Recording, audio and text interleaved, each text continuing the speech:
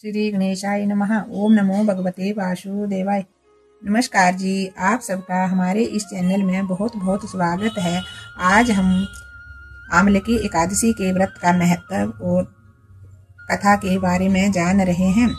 एक बार की बात है कि मानदाता बोले कि हे वशिष्ठ जी, यदि आपकी मुझ पर कृपा है तो किसी ऐसे व्रत की कथा कहिए जिससे मेरा कल्याण हो।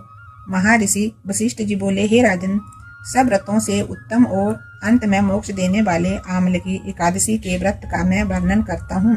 ये एकादशी फाल्गुन मास के शुक्ल पक्ष में होती है। इस व्रत के करने से समस्त पाप नष्ट हो जाते हैं। इस व्रत का फल 1000 गोदान के फल के बराबर होता है। अब मैं आपसे एक पौराणिक कथा कहता हूँ, ध्यान पूर्वक सुनिए। एक वैदिश नाम का नगर था जिसमें ब्राह्मण, क्षत्रिय, वैश्य और शूद्र चारों वर्ण आनंद सहित रहते थे। उस नगर में सदैव वेद ध्वनि गूंजा करती थी तथा पापी, दुराचारी और नास्तिक उस नगर में कोई नहीं था। उस नगर में चैत्यरथ नाम का चंद्रवंशी राजा राज्य करता था। वह अत्यंत विद्वान तथा धर्मी था। उस नगर में कोई व्यक्ति दरिद्र व कंजूस नहीं था। सभी नगरवासी विष्णु भक्त थे और एकादशी का व्रत किया करते थे। एक समय फाल्गुन मास के शुक्ल पक्ष की आमलकी एकादशी आई। उस दिन राजा, प्रजा तथा बाल वृद्ध सब ने हर्ष पूर्वक व्रत किया।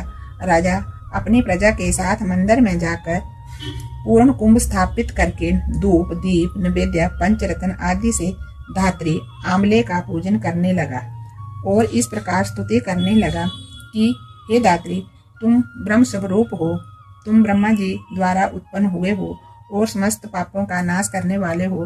तुमको मेरा नमस्कार है। अब तुम मेरा अर्घ स्वीकार करो। तुम श्री रामचंद्र जी द्वारा सम्मानित हो।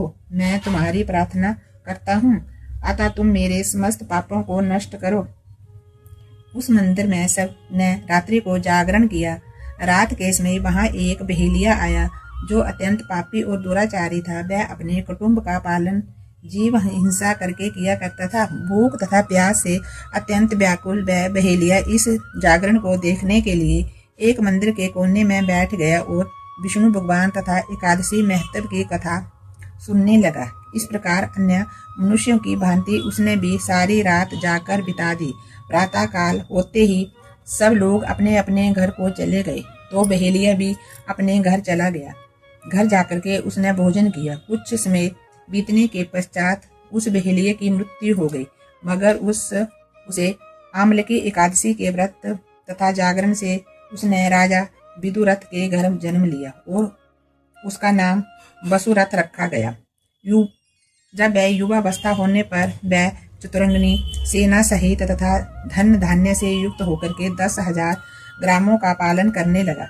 वह तेज में सूर्य के समान, कांति में चंद्रमा के समान, वीरता में भगवान विष्णु के समान और क्षमा में पृथ्वी के समान था। वह अत्यंत धार्मिक, सत्यवादी, कर्मवीर एवं विष्णु भक्त था। वह प्रजा का समान भाव से पालन करता था, दान देता था, उसका नित्य का कर्तव्य था। एक दिन राजा शिकार खेलने के लिए गया। देव योग से वह मार्ग भूल गया और दिशा ज्ञान न रहने के कारण उसी वन में एक वृक्ष के नीचे सो रहा। थोड़ी देर बाद पहाड़ी मलेच्छ वहां आ गए और राजा को अकेला देख मारो मारो शब्द कहते हुए राजा की ओर दौड़ पड़े। मलेच्छ कहने लगे कि इस दुष्ट राजा ने हमारे माता पिता, पुत्र पौत्र आदि अनेक संबंधियों को मारा है तथा देश से निकाल दिया है, अतः इसको आवश्यक मारना चाहिए। ऐसा कह करके वे मलेच्छ उस राजा को मारने दौड़े और अनेक प्रकार के अस्त्र शस्त्र उसके ऊपर फेंके। वे सब अस्त्र शस्त्र राजा के शरीर पर गिरते ही नष्ट हो जाते और उनका बार बार पुष्प के समान प्रतीत होता। अब उन मलेच्छों के अस्त्र शस्त्र उल्टा उन्हीं पर प्रहार करने लगे, जिससे वे मूर्छित होकर के गिरने लगे। उसी समय राजा के शरीर से एक दिव्य स्त्री उत्पन्न हुई। वह स्त्री अत्यंत सुंदर होते हुए भी उसकी भ्रुकुटी टेढ़े थी। उसकी आंखों से लाल लाल अग्नि निकल रही थी, जिससे वह दूसरों को काल के समान प्रतीत होती थी। वह स्त्री मलेच्छों को मारने दौड़ी और थोड़ी ही देर में उसने सब मलेच्छों को काल के गाल में पहुंचा दिया। जब राजा सो करके उठा तो उसने मलेच्छों को मरा हुआ देख करके कहा कि इन शत्रुओं को किसने मारा है? इस वन में मेरा कौन हितैषी रहता है? ऐसा विचार कर ही रहा था कि आकाशवाणी हुई, हे राजन, इस संसार में विष्णु भगवान के अतिरिक्त कौन तेरी सहायता कर सकता है। इस आकाशवाणी को सुनकर के राजा अपने राज्य में आ गया और सुखपूर्वक राज्य करने लगा। महर्षि वशिष्ठ बोले कि हे राजन, ये आमले की एकादशी के व्रत का प्रभाव था। जो मनुष्य इस आमले की एकादशी का व्रत करते हैं वे प्रत्येक कार्य में सफल होते हैं और अंत में विष्णु लोक को जाते हैं। बोलिए विष्णु भगवान की जय, विष्णु भगवान की जय। इस एकादशी में आमले का दान करना चाहिए और पूरा दिन ओम नमो भगवते वासुदेवाय का जाप करते रहना चाहिए। बोलिए विष्णु भगवान की जय। ओम नमो भगवते वासुदेवाय।